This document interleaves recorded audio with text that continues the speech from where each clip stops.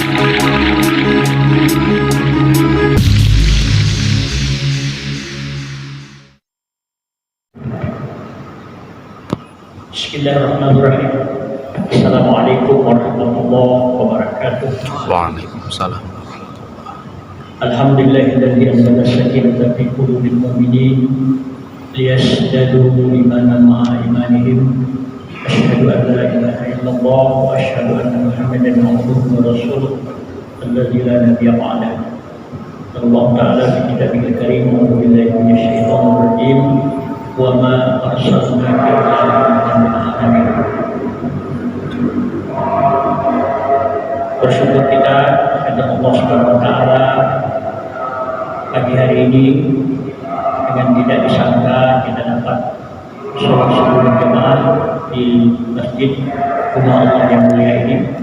Salawat dan salam kita sampaikan kepada junjungan kita Nabi Muhammad SAW, pada keluarga serta para sahabatnya, semoga berlimpah pada kita sekalian. Para alim yang saya muliakan, Bapak Ibu, seluruh pengurus dan yang tetap masjid rumah sakit SPAD ini yang saya muliakan, Bapak para tokoh, para jenderal, para tenaga medis, dokter yang kami hormati. Makasih banyak. Jadi kami ada gerakan namanya sajadah fajar. Selain berarti sujud 20 subuh, sajadah itu singkatan salat jamaah berpindah-pindah dari masjid ke masjid setiap hari. Mau hujan, mau ribut, insya Allah jalan terus, termasuk hari raya. Jadi kalau hari raya kita cuma sholat saja, takbir dan itu pulang. Tapi kalau hari-hari biasa, kita setelah sholat subuh mengikuti kebiasaan setempat yang pakai zikir-zikir. Kalau tidak, setelah itu kita baca Quran 1-2 ayat, setelah itu kita baca Asmaul Husna, setelah itu kita ada bimbingan hafalan 1 hari 1 ayat, setelah itu ada kajian. Kajiannya kalau hari Ahad itu kajian perspektif Al-Quran, kalau hari Senin Islam dan peradaban, kalau hari Selasa fikih ilmu dan hadis, kalau hari Rabu itu terjemah Al-Quran berkata. Jadi biar orang tidak lancar baca Quran, insyaallah yang dia baca dia mengerti artinya. Hari Kamis akidah dan akhlak, hari Jumat itu tafsir, hari Sabtu hukum waris.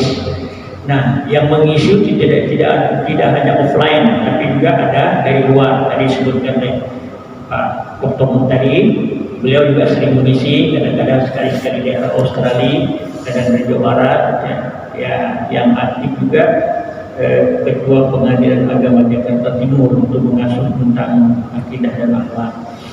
Nanti juga kami mohon berkenan Bapak Senior, Bapak Jenderal dan Beriman, insyaallah memberikan pencerahan ya apapun, karena kita akan mengenalkan Islam itu bukan Islam yang bicara tentang fikih ansih, tapi bicara tentang Islam dan peradaban.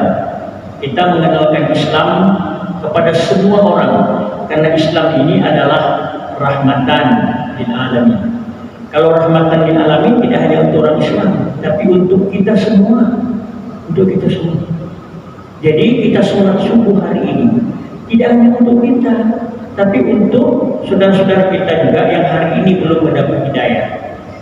Nah, ini yang harus diperkenalkan, Islam rahmatan lil alamin ini. Kalau kita dari satu fikih ke fikih itu untuk kajian kita saja, tapi orang lain tentu tidak paham.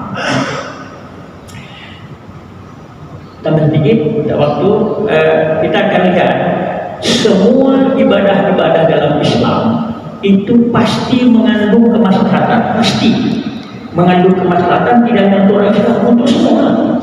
Jadi setelah kita bersyahadat, syahadat itu pengakuan kita kepada Allah Pencipta dan kita makhluk tidak berarti apa-apa, lalu kita melaksanakan 4 rukun Islam itu, 2 rukun itu kelihatan, 2 rukun Islam itu kelihatan rububiyah kepada Allah, tetapi mengandung kemaslahatan umat seluruh. 2 rukun berikutnya kelihatan hubungan kemanusiaan dalam rangka menggapai ridha Allah. Nah, 2 rukun yang kelihatan rububiyah kepada Allah itu tapi punya efek positif kepada seluruh manusia adalah sholat dan puasa. Jadi kelihatan kita sholat menyembah Allah, tetapi ada pesan-pesan positif untuk saudara-saudara kita yang hari ini belum beriman. Begitu juga puasa. Zakat dan haji kelihatan hubungan manusia, tapi dalam rangka menggapai ridha Allah SWT. Mari kita lihat sebentar, mana buktinya sholat ini ada rahmat bagi orang. Kita sholat ada rukun-rukun. Saya akan bicara tentang rukun qauli saja yang ucapan. Setelah kita takbiratul ihram ini rukun. Ini membesarkan Allah dan menjadikan diri kita nol di hadapan Dia. Setelah itu kita membaca Al-Fatihah. Al-Fatihah itu rukun. Kalau tidak dibacakan kita tidak sholat. Setelah Al-Fatihah membaca surah. Baca surah itu Al-Quran, tetapi ini tidak rukun. Al-Fatihah Al-Quran, surah setelah Al-Fatihah Al-Quran, tapi ini tidak dibaca tidak apa-apa. Kalau mau dibaca juga boleh, baca Al-Ala boleh, baca Al-Kafirun boleh, baca Al-Ikhlas boleh, tidak baca dapat. Tapi kalau Al-Fatihah wajib. Al-Fatihah ini adalah statement membaca. Perjanjian kita membaca artinya belajar, karena Islam datang ini itu untuk membawa peradaban dunia harus belajar. Iqra bismi rabbikal ladzi khalaq. Apa yang mau kita baca?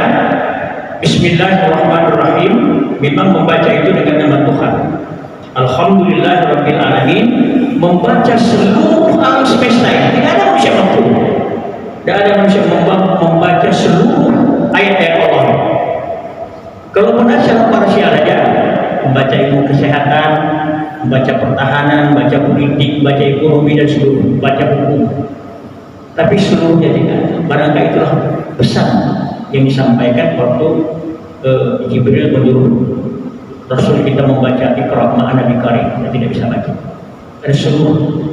Tapi Allah dengan kasih sayangnya berikan secara parsial kepada kita. Lalu dalam Al-Fatihah kita mengatakan setelah kita mengaku menyembah dan minta pertolongan, tunjuki jalan yang lurus. Artinya kita minta ditunjuki jalan yang lurus. Setelah ini kan kita akan membaca surah yang bebas ini. Bebas itu artinya pilihan. Mau baca kesehatan, mau baca politik, baca hukum, atau apa saja, bebas. Tapi sudah ada perjanjian, tunjuki aku jalan yang lurus. Jalan orang-orang yang kau beri nikmat atas mereka, bukan jalan orang kau murkai dan bukan jalan sesat. Ada seorang dokter sama Pak dokter sudah berjanji, ia akan aku, ia akan stain, tidak shiratal mustaqim. Lalu beliau bacalah keahliannya itu, baca terakhir dari Assalamualaikum warahmatullahi wabarakatuh. Di sholat Assalamualaikum. Siapa yang kita kasih salam? Artinya ilmu kedokteran saya ini untuk kesejahteraan Anda semua. Kesejahteraan Anda semua. Apa kesejahteraan hanya orang muslim? Tidak. Datang orang yang belum beriman berobat kepada dokter. Begitu, mohon maaf kalau ada hakim juga berjanji tunjuki aku jalan yang lurus. Kemudian di akhir sholat Assalamualaikum warahmatullahi wabarakatuh. Untuk siapa? Kalau dia baca ilmu hukumnya dengan benar, insya Allah sama. Orang jahat dihukum, penjahat dihukum, kan kita terbebas dari kejahatan.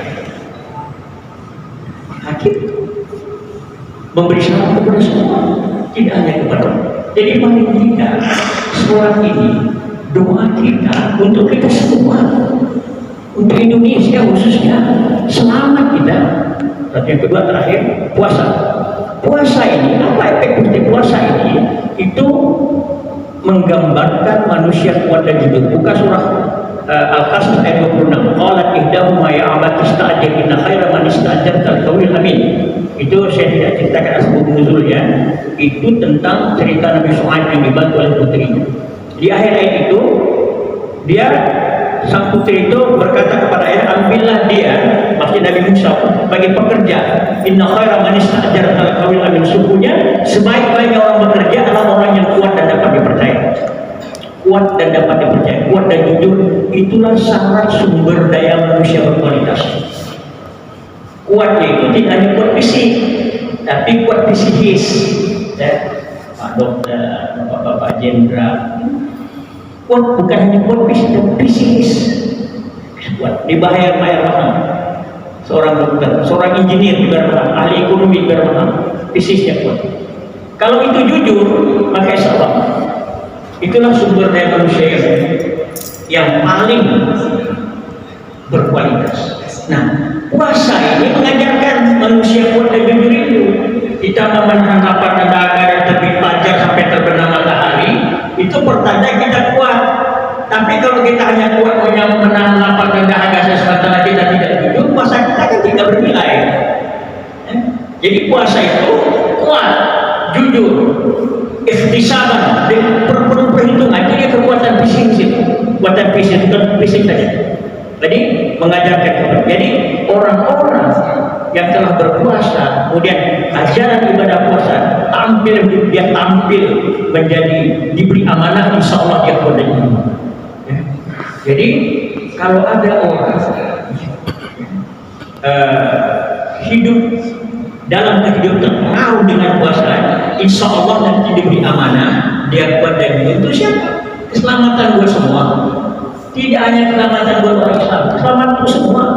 Dikasih amanah menjadi pemimpin apapun, mengatur negeri, mengatur apa saja, mengatur masjid, mengatur rumah sakit, kuat dan jujur, insya Allah semua kebahagiaan, kecipratan, kebahagiaan. Saya kira ini Bapak, mohon maaf saya tidak menunggu ini. Mudah-mudahan kami tunggu. Siapa tahu ada bapak-bapak nanti datang ke Pontianak, bisa dikontak kami Bapak. Ada nomor telepon ada dengan Pak Contoh tadi. Kami juga mengenal bapak-bapak untuk kami minta di nomor WA-nya. Kita masuk ke teman sejagat. Siapa tahu nanti sesekali Bapak juga memberikan pencerahan kepada apapun. Insya Allah pasti di antara Bapak kita semua punya kelebihan-kelebihan yang tidak kami miliki. Terima kasih banyak. Assalamualaikum warahmatullahi wabarakatuh. Waalaikumsalam warahmatullahi wabarakatuh.